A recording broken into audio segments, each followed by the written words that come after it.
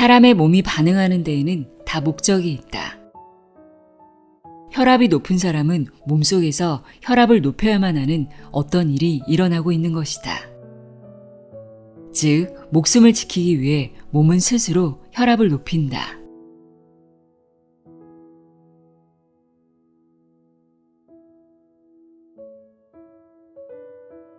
안녕하세요. 나의 소리책갈피 소리내어 읽다입니다. 여러분은 고혈압이 병이라고 생각하시나요? 저는 당연히 병으로 알고 있었고 고혈압으로 진단받으면 평생 약을 먹어야 한다고 들었는데요. 저희 부모님도 고혈압 약을 복용하신 지 꽤 오래되셨는데 부모님 역시 고혈압 약은 중단하면 안 된다고 알고 계시더라고요. 그런데 건강 관련 책들을 자주 접하게 되면서 고혈압이 병이 아닌 우리 몸이 스스로 치유하기 위해 혈압을 높이고 있는 반응이라는 것을 알게 됐습니다. 스스로 치유하기 위해 혈압을 높이고 있는 상황에서 혈압을 낮추는 약을 먹는 것이 과연 옳은 선택일까요? 오늘은 고혈압은 병이 아닌 것을 넘어 전혀 걱정할 게 못 되며 당장 혈압약을 끊으라고 이야기하는 책입니다. 우리가 그동안 알고 있던 상식과 다른 조금은 황당하게 들릴 수 있는 이야기를 전하고 있는데요. 일본의 의사 마스모토 미스마사의 고혈압은 병이 아니다입니다. 저자도 다른 의사와 마찬가지로 고혈압은 위험하므로 혈압이 높은 사람은 혈압약을 먹어야 한다는 고정관념을 갖고 있었다고 하는데요. 그런데 뇌경색 후유증으로 고생하고 있는 환자들 대부분이 혈압약을 복용했다는 사실을 알게 되었고 의아한 마음에 연구서나 논문 등으로 공부하기 시작했다고 합니다. 그 결과 혈압약이 오히려 뇌경색을 일으킨 것으로 결론을 내리는데요. 저자는 고혈압은 병이 아니기에 혈압을 무리하게 약으로 내리면 중병에 걸리는 것은 당연하다고 말하고 있습니다. 그리고 혈압은 나이를 먹으면 자연스럽게 오르는데 이 또한 생명 유지를 위한 반응이기 때문에 약으로 낮추면 안 된다고 합니다. 고혈압 약을 복용하고 계신 분들에게는 다소 충격적인 내용이 아닐 수 없는데요. 저자가 이렇게 고혈압은 병이 아니라고 강력하게 주장하는 이유는 무엇인지 지금부터 자세히 알아보도록 하겠습니다. 내용이 좀 파격적이어서 전해드리기 조심스럽긴 한데요. 고혈압에 대한 다른 시각도 있다는 걸 참고하시고 모든 건강정보가 그렇듯 완벽한 정답은 없잖아요. 판단은 각자의 몫이 아닐까 싶습니다. 고혈압은 병이 아니다. 내용의 일부를 읽어드립니다. 귀 기울여 들어보세요.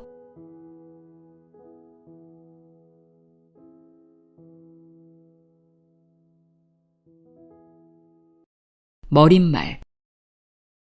혈압을 무시하면 질병에서 자유로워질 수 있다. 필자는 여러분에게 깜짝 놀랄 만한 사실 하나를 들려주려 한다. 부디 쇼크받지 않도록 마음을 다잡고 들어주기 바란다. 고혈압은 전혀 걱정할 게 못 됩니다. 그냥 내버려 두십시오. 이 말은 결코 독자의 호기심을 자극해 관심을 사려는 것이 아니다. 소신을 가지고 자신 있게 하는 말이다. 그러나 여러분은 힘주어 이렇게 반박할 것이다.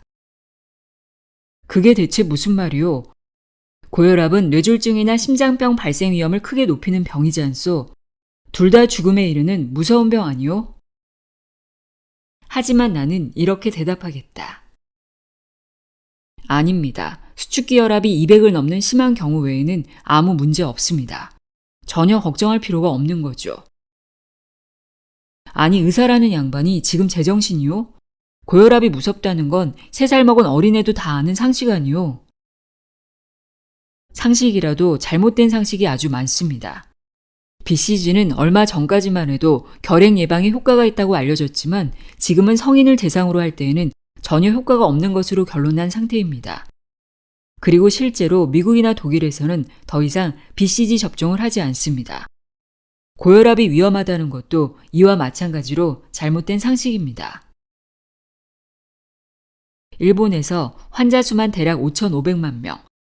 얼토당토하는 수치의 고혈압은 가히 국민병이라고 할 만하다. 성인으로 치면 3명 중 1명꼴로 고혈압을 앓고 있는 셈이다. 상식적으로 과연 그럴 수 있을까? 그 말은 너나 할 것 없이 환자라는 의미인데 정작 본인은 아픈 곳 하나 없이 건강하다. 단지 혈압이 기준치보다 높을 뿐이다. 딱 잘라 말하면 고혈압은 병이 아니다. 약간 신경 쓰이는 정도의 혈압이 큰 병을 일으킬 가능성은 제로에 가깝다. 이것이 40년 이상 줄잡아 10만 명을 진찰한 끝에 내린 필자의 결론이다. 고혈압이 국민병이라는 것은 새빨간 거짓말이다. 그렇다면 왜 이런 거짓말이 세간에 퍼져 수많은 사람을 환자로 만들어버린 것일까? 필자는 고혈압증이야말로 제약회사의 이익 때문에 만들어진 허구의 병이라고 생각한다. 이 책에서 밝히겠지만 수많은 의료 행위 중에서 혈압만큼 거짓투성이인 분야도 없다. 혈압은 신경 쓰지 않는 편이 좋다. 아니 오히려 신경을 써서는 안 된다. 혈압에 신경 쓰는 행위 자체가 스트레스이고 그런 부정적인 생각이 되레 많은 병을 불러일으킨다. 암이나 뇌졸중, 심장병의 최대 원인이 스트레스라는 사실은 새삼 말할 필요조차 없다.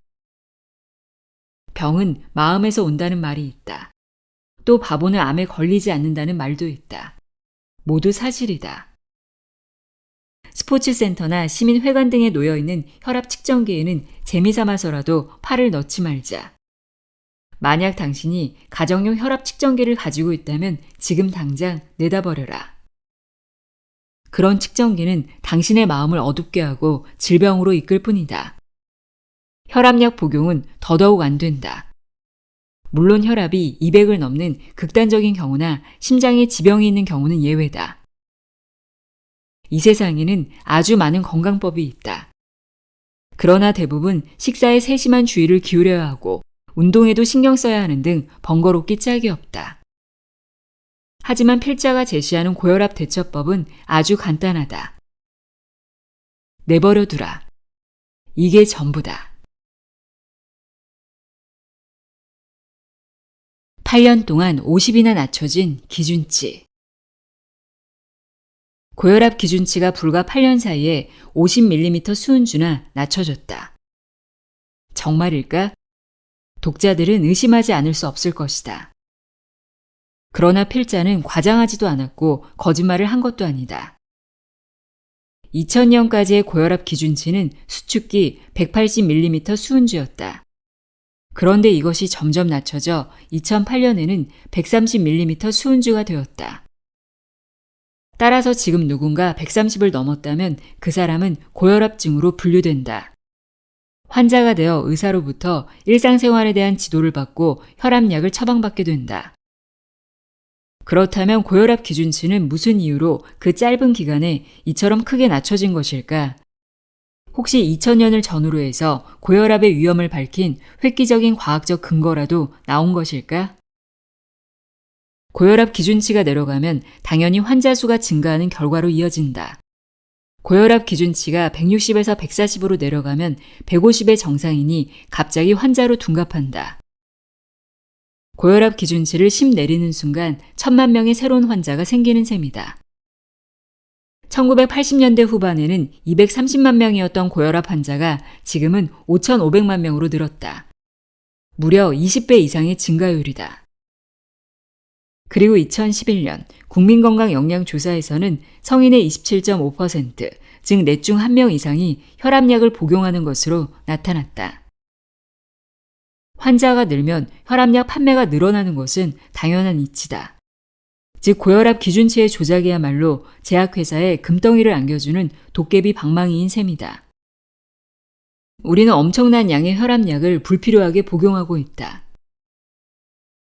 혈압이 높으면 뇌졸중이나 심장병을 일으키기 쉽다. 고혈압은 자각 증상을 동반하지 않는 것이 특징이다. 자주 혈압을 체크하고 되도록 낮추는 게 좋다. 방치하면 큰일 난다. 의료 관계자는 입을 모아 이렇게 말하면서 사람들을 겁준다. 그들의 계략은 놀랄 만큼 단순하다. 사람들 몰래 슬쩍 고혈압 기준치를 내리는 것이다. 그뿐이다. 머지않아 고혈압 기준치는 별다른 설명 없이 130에서 120으로 내려갈 것이다. 죽을 때까지 먹어야 하는 약. 대부분의 국민은 짧은 기간에 고혈압 기준치가 이렇게나 많이 내려간 사실 자체를 모른다. 그리고 그들은 어느 날 갑자기 자신의 혈압이 높다는 사실을 마주하게 된다. 하지만 그들 대부분은 얼마 전까지만 해도 정상인이었던 사람들이다. 아마도 혈압에 신경을 쓰고 약을 먹게 되는 것은 예를 들면 이런 느낌일 것이다. 지금은 생활 곳곳에 혈압 측정기가 놓여 있다. 스포츠센터, 구청, 시민회관 등등. 심지어 마트에서 보는 일도 있다. 이렇게나 많으면 눈에 띄는 순간 무심결에 팔을 넣어 재어보는 것이 사람의 심리다. 목욕탕 체중계에 아무 생각 없이 올라서서 체중을 재는 것과 같은 이치다. 하지만 혈압은 조금만 몸을 움직여도 올라간다. 최소한 15분 정도 안정을 취한 후에 재는 것이 기본이다. 스포츠 센터였다면 러닝머신 위에서 한바탕 달린 후에 재보는 것일 수도 있고, 마트였다면 물건을 잔뜩 들어 나른 다음에 하는 측정일 수도 있다. 하지만 그런 상태에서는 아무리 건강한 사람도 혈압이 올라간다. 아무 생각 없이 무턱대고 혈압을 잰다면 재수없이 걸려드는 꼴이다. 혈압은 당연히 높게 나오고 자신은 걱정이 휩싸인다. 그러고는 바로 병원으로 달려간다. 이런 사람도 있다. 아침에 일어나서 재고, 밥 먹기 전에 재고, 샤워 전에 재고, 샤워 후에 잰다. 혈압이 조금만 높게 나와도 호들갑을 떨고 뇌졸중이나 심장병으로 갑자기 쓰러지지 않을까 걱정이 휩싸인다. 이런 과정을 거쳐 함정에 빠진 사람은 영영 빠져나올 길이 없다. 혈압을 낮추기 위해 날마다 애를 쓰고 비싼 혈압약을 계속 먹어대는 궁지에 몰린다. 다름 아닌 현대의 희비극이다. 혈압약은 기본적으로 죽을 때까지 먹어야 한다. 왜냐하면 혈압은 사람마다 체질이 다른 데다 한편으로는 신체의 자연스러운 노화 현상에 의해 나이 들면서 올라가게 되어 있기 때문이다. 건강한 사람을 환자로 만든 큰 죄악. 고혈압증이란 말에는 증이 붙는데도 증상이 없다. 즉 아프거나 괴로운 증상이 없다는 얘기다. 물론 몸 어디가 아픈 것도 아니다. 바로 이 사실에 주목해야 한다. 아무데도 아픈 구석이 없는 사람에게 당신은 병에 걸렸습니다 하는 건 조금 이상하지 않은가? 냉정하게 생각해 볼 일이다. 고혈압증이란 병에 걸릴 위험이 있다는 뜻이다. 즉, 병에 걸릴지도 모른다는 의미다. 하지만 필자는 수축기 혈압이 200을 넘는 극단적인 상황을 제외하고는 그럴 가능성이 제로에 가깝다고 생각한다. 병에 걸릴지도 모른다와 병에 걸렸다는 본질적으로 완전히 다르다. 병은 마음에서 생긴다는 말이 있듯 몸은 마음의 영향을 크게 받는다. 아무렇지도 않은 사람에게 당신은 병에 걸렸습니다 라고 말하는 순간 그 스트레스로 인해 정말 병에 걸리는 경우도 있다. 현대 질병의 대부분은 스트레스가 가장 큰 원인이다. 그걸 알면서도 쓸데없이 불안을 조장하여 발병의 원인을 제공한다. 고혈압은 오랜 기간 계속되는 경우가 많다. 10년, 20년씩 자신이 병에 걸렸다고 생각한다면 그 스트레스가 쌓이고 쌓여 정말로 큰 병에 걸릴 가능성도 무시할 수 없다. 제일 무서운 것은 뇌경색. 고혈압은 왜 위험하다고 할까? 첫 번째로 고혈압은 뇌졸중을 유발한다는 설이 상식처럼 되어 있기 때문이다.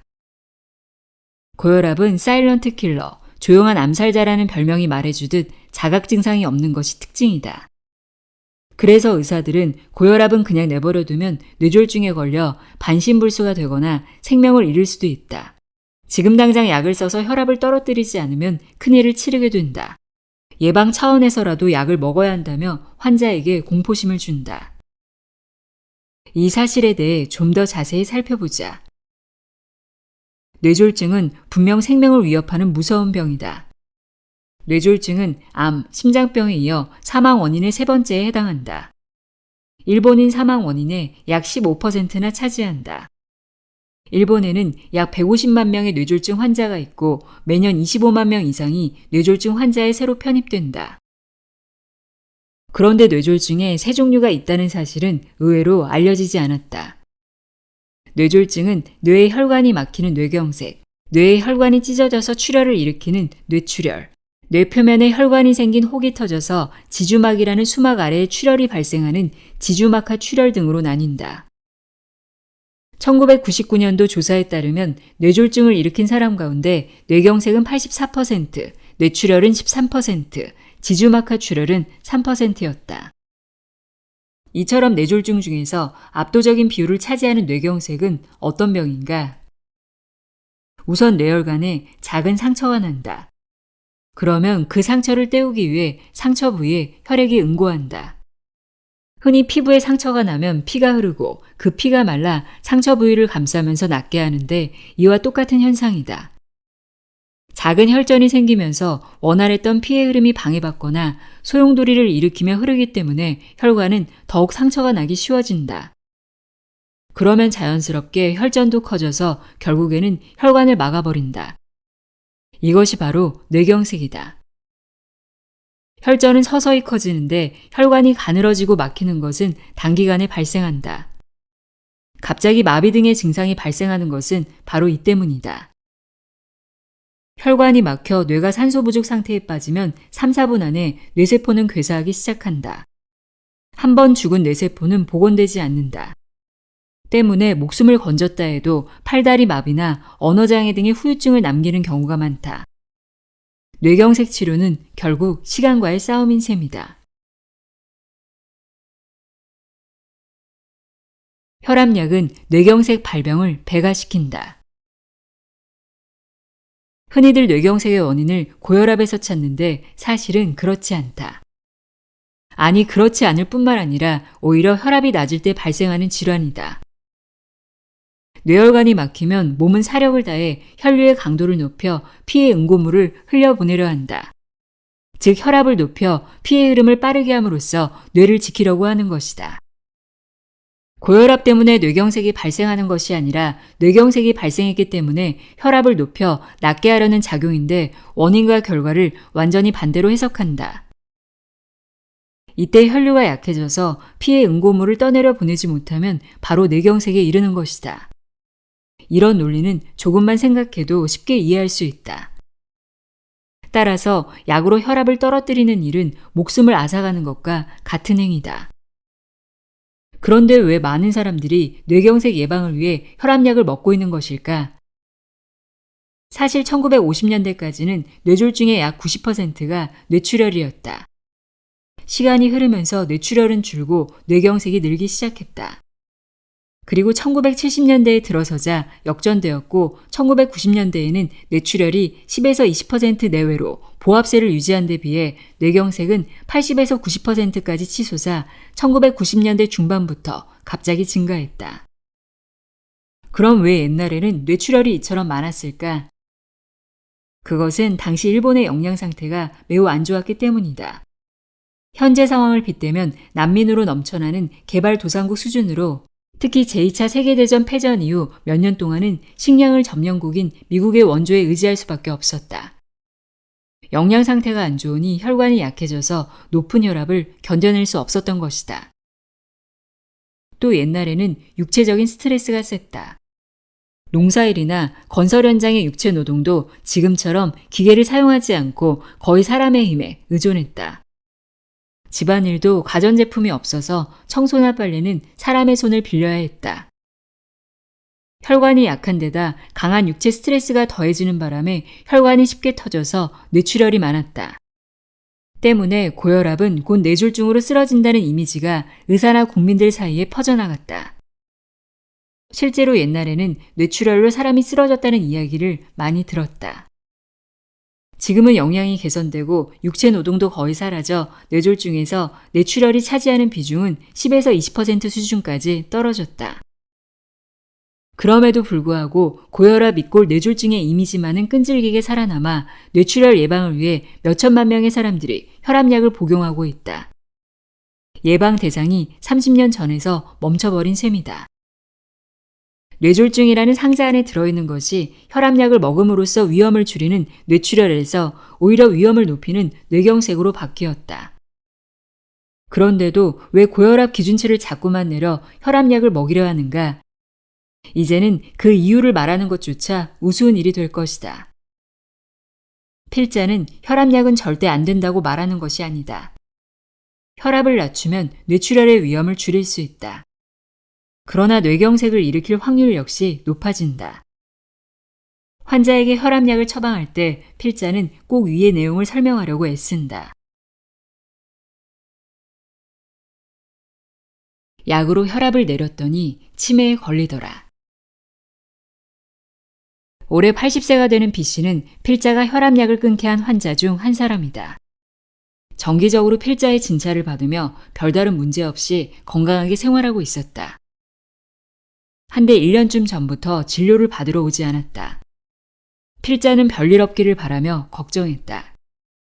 그러던 어느 날 B씨의 딸이 진료실을 찾아왔다. 진찰을 마치고 그녀에게 물었다. 아참, 어머님은 건강하시죠? 실은 그 일로 선생님께 의논드리고 싶어서요. 사정을 들어보니 이랬다.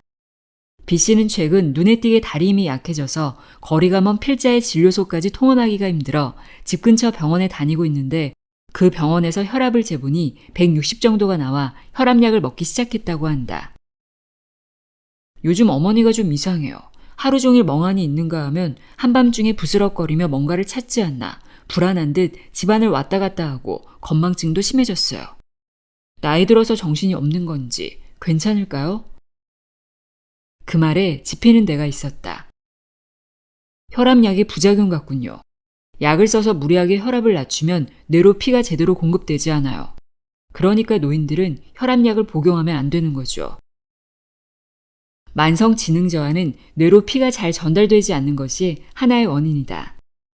따라서 무리하게 혈압을 낮추면 치매 발생 위험이 높아진다. 딸은 필자가 말한 대로 B씨의 혈압약 복용을 중지시켰다. 그리고 얼마 후에 B씨가 전처럼 건강해졌다며 얼굴 가득 웃음을 띠고 알려주었다. 고령자의 혈관은 일반적으로 동맥경화가 발생하게 되어 있다.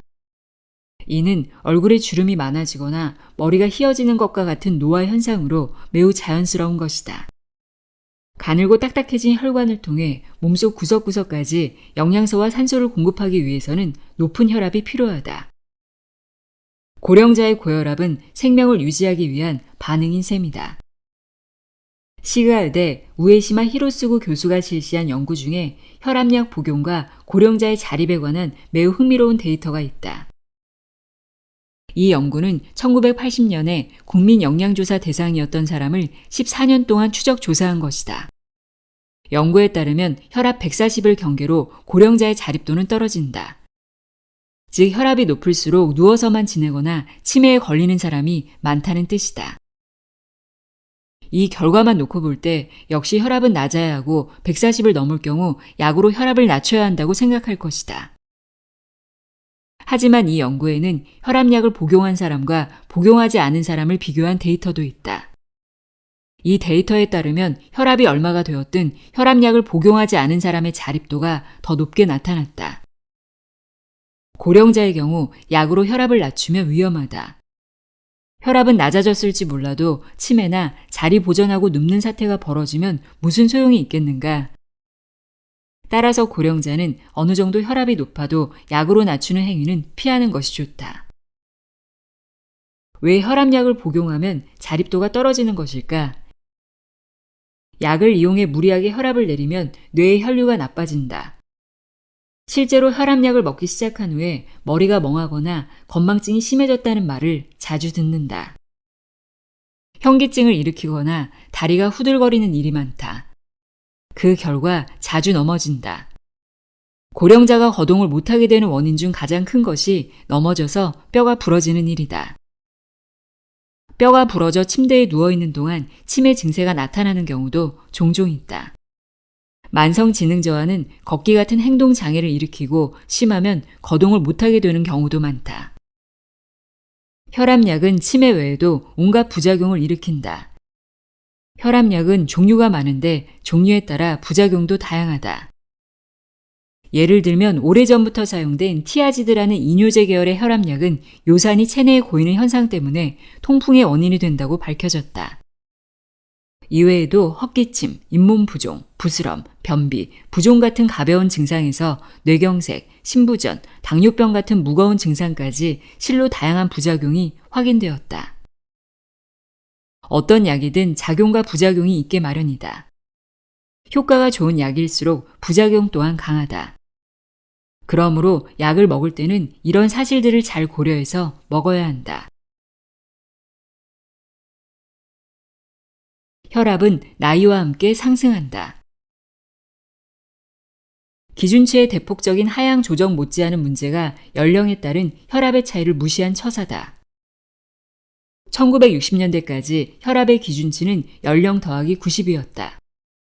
필자가 공부할 당시의 의학부 교과서에도 그렇게 적혀 있었다. 이 공식에 따를 경우 나이 60이면 150, 70이면 160, 80이면 170이 된다. 혈압이 나이를 먹으면서 함께 오른다는 사실은 의학 상식이다. 그런데도 20세 이상은 모두 성인으로 뭉뚱그려 20대이든 80대이든 같은 기준을 적용하는 것은 이만저만 상식을 벗어나는 일이 아니다. 왜 이토록 비상식적인 행동을 하는 것일까? 여기까지 읽은 독자라면 이미 그 답을 알고 있을 것이다. 혈관도 나이를 먹으면 딱딱해진다. 유연성과 탄력성을 잃는 것이다. 동맥경화가 바로 그것이다. 동맥경화는 혈관의 자연스러운 가령 현상, 나이를 먹으면서 생체 구조가 쇠퇴해가는 현상이다. 심장에서 내보낸 혈액은 불과 25초 만에 온몸을 누빈다. 혈액이 흐르는 속도는 시속 약 216km다. 혈액은 꾸불꾸불한 혈관을 통해 고속철 수준의 속도로 몸속을 달리고 있는 셈이다. 동맥은 탄력성 높은 벽으로 충격을 흡수하여 혈액이 흐르는 기세를 견뎌낸다. 그러나 나이를 먹으면서 혈관은 유연성을 잃고 딱딱해진다. 몸은 콜레스테롤이나 중성지방 등을 혈관 벽에 부착시켜 혈관이 파열되지 않도록 보강해준다. 따라서 동맥경화는 자연의 순리에 맞는 반응인 것이다. 동맥이 딱딱해지면 확장과 수축이 힘들어지고 그만큼 혈액을 내보내기도 어려워진다. 뇌나 손발끝까지 혈액을 보내기 위해 심장은 혈압을 높여 기세 좋게 피를 내뿜고 있는 것이다. 동맥경화는 나이를 먹을수록 심해진다. 그에 맞춰 심장도 혈압을 높인다. 따라서 나이를 먹을수록 혈압이 높아지는 것은 당연한 일이다. 그런데 이 같은 자연현상을 약으로 낮춘다면 뇌나 손발끝까지 피가 돌지 않아 멍해지거나 현기증을 일으키게 된다. 실제로 혈압약을 복용하는 사람에게 약을 끊게 하면 대부분 머리가 맑아졌다며 좋아한다. 현기증이나 손발저림이 없어졌다는 사람도 많다. 앞뒤가 바뀐 원인과 결과. 선생님, 머리가 아파요. 집에서 혈압을 재보니까 180이나 나왔어요. 환자가 이런 말을 하면 대부분의 의사는 이렇게 말한다. 두통은 혈압이 높기 때문이죠. 혈압을 낮추면 나을 겁니다. 그러고는 혈압약을 처방해 준다. 혈압약을 먹으면 두통은 사라질지 모른다. 하지만 그것은 임시 방편에 지나지 않는다. 원칙대로라면 혈압이 180까지 올라간 이유를 밝히는 것이 맞다. 많은 사람들이 착각하고 있는 것이 있다. 그것은 혈압이 높아서 머리가 아픈 것이 아니라는 사실이다. 머리가 아픈 것은 머릿속에서 무슨 일이 일어나고 있기 때문이다. 그래서 우리 몸은 혈압을 높여 영양소나 산소를 포함한 혈액을 대량으로 보내 두통을 먹게 하려 한다. 원인과 결과가 뒤바뀐 것이다. 또 다른 환자는 이렇게 묻는다. 요즘 어깨가 아파 죽겠어요. 혈압을 쟀더니 170이 나오더라고요. 혈압이 높아서 어깨가 아픈 게 아닐까요? 아닙니다. 어깨가 아프니까 몸이 혈압을 올려서 어깨 아픈 걸 낫게 하려는 겁니다. 그러니까 스트레칭을 하거나 자세에 신경을 써서 몸을 잘 돌보세요. 이렇게 말해주자 환자는 그런 거였군요 하면서 이해하는 눈치였다. 하지만 많은 의사들이 혈압약을 처방해 드릴게요 한다. 왜 머리가 아픈 걸까? 어깨는 왜 결리는 걸까? 혈압이 높은 건 왜일까? 도대체 원인을 생각하려 들지 않는다. 혈압은 개성이다. 필자는 지금까지 누구도 의심하지 않았던 혈압은 높으면 안 되고 낮을수록 좋다는 이 말이 얼마나 어리석은지를 설명했다. 세 항목으로 간단히 정리하면 이렇다. 첫째, 낮추기만 하는 기준치는 완전히 엉터리다. 둘째, 나이를 먹으면서 또는 몸 상태에 따라 혈압이 오르는 것은 몸의 올바른 반응이다. 셋째, 이를 무리하게 약으로 내리면 뇌경색이나 암 등 중대 질환을 일으키기 쉽다. 그럼 이제부터는 조금 다른 시각에서 살펴보자. 사교적이면서 휴일에도 여기저기 돌아다니는 등 가만히 있는 것 자체를 불안해하는 사람은 혈압이 높다. 반대로 집에서 독서를 하거나 TV를 보는 것이 가장 행복하다는 사람은 대체로 혈압이 낮다. 즉 혈압은 개성이라는 의미다. 개성은 인생을 좌우한다. 그리고 혈압은 그 사람의 삶에 큰 영향을 미친다. 혈압이 높아서 활동적인 성격이 되는 건지, 혈압이 낮아서 얌전한 성격이 되는 건지는 알 수 없다. 그것은 달걀이 먼저냐, 닭이 먼저냐와 같은 이치다. 혈압도 개성도 사람마다 제각각 다르다. 이런 사정을 전혀 고려하지 않은 채 누구나 혈압은 130 미만이어야 한다고 못 박는 것은 너무 성의 없는 일이다. 모든 사람의 혈압을 같은 기준에 맞추려는 것은 융통성 없는 행동이다. 혈압은 성격과 마찬가지로 사람마다 다르다. 그러므로 유연한 사고가 필요하다. 더 중요한 것은 우리의 몸이 끊임없이 혈압을 가장 좋은 상태로 조절하고 있다는 사실이다. 스스로 자동 변속을 하는 자동차 기어처럼 자동적으로 바뀐다고 생각하면 된다. 예를 들어 전철역에 계단과 엘리베이터가 있다고 하자. 건강을 위해서 계단을 이용해야지 하며 계단을 오르면 그 사람의 혈압은 200 가까이 급상승한다. 피곤하니까 엘리베이터를 타자고 한 경우라면 물론 혈압은 그대로다. 혈압을 올리지 않는 이상 계단을 오르는 운동은 불가능하다. 육체적인 스트레스에 대응하기 위해 우리 몸은 혈압을 올리는 것이다. 혈압은 하루 종일 끊임없이 변한다. 밤에 숙면을 취하고 있을 때 혈압은 내려간다. 낮에는 150 정도를 유지하는 사람도 잠들었을 때는 110 정도까지 떨어진다. 아침에 일어나면 혈압은 다시 오른다. 낮 동안의 활동에 대비해 몸이 준비하고 있는 셈이다. 화장실에서 힘을 줄 때나 심지어 이를 닦을 때에도 혈압은 올라간다. 회사에 출근해 사람을 만나거나 업무를 볼 때도 혈압은 올라간다. 부하 직원을 꾸짖거나 반갑지 않은 사람을 만나면 혈압은 급상승할 것이다. 정신적인 스트레스와 싸우기 위해 몸이 혈압을 올리는 것이다. 앉아있는 경우에도 집에서 한가하게 TV를 보고 있을 때와 사무실에서 일할 때의 혈압은 전혀 다르다. 환자 중에는 아침에 잴 때는 130이었는데 병원 대기실에서 잴 때는 140이 나왔어요. 어느 쪽이 맞는 거죠? 하고 묻는 경우가 있다. 이런 질문은 참으로 난처하다. 왜냐하면 대답하기가 애매하기 때문이다. 그럴 때 필자는 이렇게 대답해 준다. 혈압은 하늘을 떠도는 구름처럼 잡을 수 없는 것입니다. 하루에도 몇 번씩 바뀝니다. 몇 발짝만 걸어도 바뀌거든요.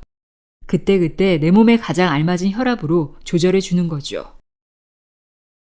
혈압은 언제나 올바르다. 아무 때나 변하는 수치는 모두 올바르다. 혈압이 다 내려가면 인간은 죽는다. 혈압이 내려갔다는 것은 매우 중대한 일이 발생했다는 신호다. 쇼크, 심근경색, 다량의 출혈 등등 뭔가 큰일이 생긴 것이다.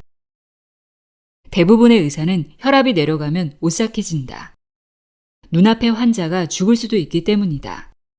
하지만 혈압이 높아졌다면 안심한다. 혈압이란 그런 것이다. 내려가는 것이 두렵지 올라가는 것은 걱정할 것이 못 된다. 원래 의사란 혈압이 내려가는 것을 걱정해야 하는 직업이었을 법하다. 모든 의사가 기본으로 돌아가 생각해 주었으면 싶다.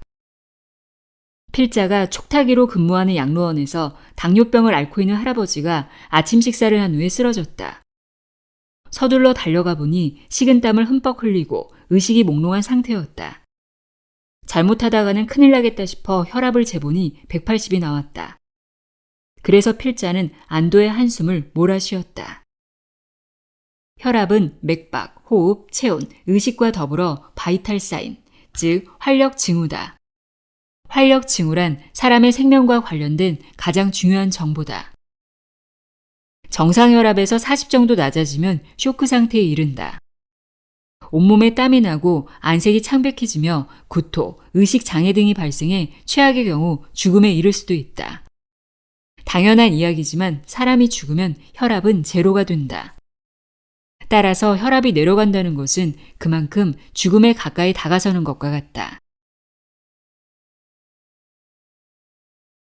자세만 바로 해도 혈압은 내려간다.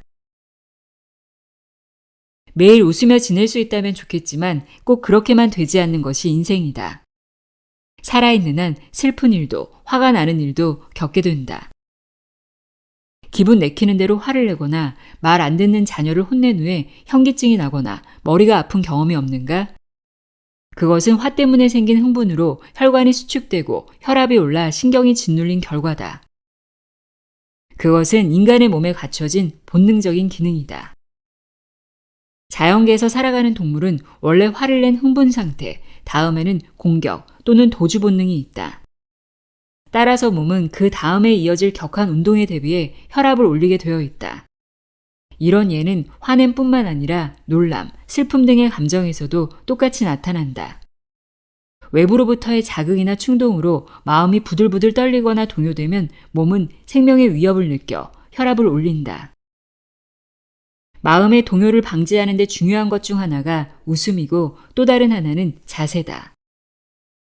대부분의 사람들은 감정이나 자극을 마음으로 막으려 한다. 갑자기 큰 소리가 나거나 길을 걷고 있는데 누군가 클렉슨을 울리면 움찔하게 된다. 바로 이때 혈압은 급 상승할 것이다. 마음의 쇼크나 충동을 크게 받으면 몸도 함께 충격을 받는다. 옛날 무사들은 전장에 나갔을 때 어떻게 해야 동요하지 않고 냉정함을 유지할 것인지에 마음을 썼다. 즉 핵심은 평상심이다. 무사로서 부끄럽고 꼴사나운 죽음을 피하기 위해 잡념을 떨구어낸 명경지수와 같은 마음이 무엇보다 필요했던 것이다. 지금도 무도 수련에서는 끊임없이 배를 연마하라고 한다. 한 번쯤은 단전에 힘을 모으다 란 말을 들어보았을 것이다. 간단히 설명하면 배꼽 아래 단전에 힘을 주고 허리를 꼿꼿이 세우면서 항문을 조인다. 그리고 상체에 힘을 빼고 어깨를 늘어뜨리며 턱을 당긴다. 그러면 몸에 한 줄기 축이 세워진 형태가 되어 자연스럽게 등줄기가 펴진다. 이는 요가나 무도뿐만 아니라 발레, 무용, 가부키 등에서도 공통된 자세다. 인류 무도가나 가부키 배우 등의 자세가 아름다운 것은 중심이 잘 잡혀있기 때문이다. 시합이나 무대 위에서는 마음의 동요 하나가 승패를 좌우한다. 화가 났을 때나 충격을 받았을 때 흡하고 배에 힘을 주고 항문을 조이며 어깨에 힘을 뺀다. 예를 들어 파도가 거친 날 우연히 배를 탔을 때 항문을 조이고 어깨에 힘을 빼면 뱃멀미를 하지 않는다. 물속에 빠져도 나무에서 떨어져도 항문이 닫혀있는 사람은 살아난다고 한다. 또한 배에 힘을 줌으로써 저절로 복근이 길러져 요통도 개선된다. 화가 나려 할 때 흡, 슬퍼지려 할 때도 흡, 이것만으로 마음은 안정을 찾아 동요되는 일이 없어진다. 평소 좋은 자세를 가지려고 노력하면 스트레스에 강한 몸을 만들 수 있다.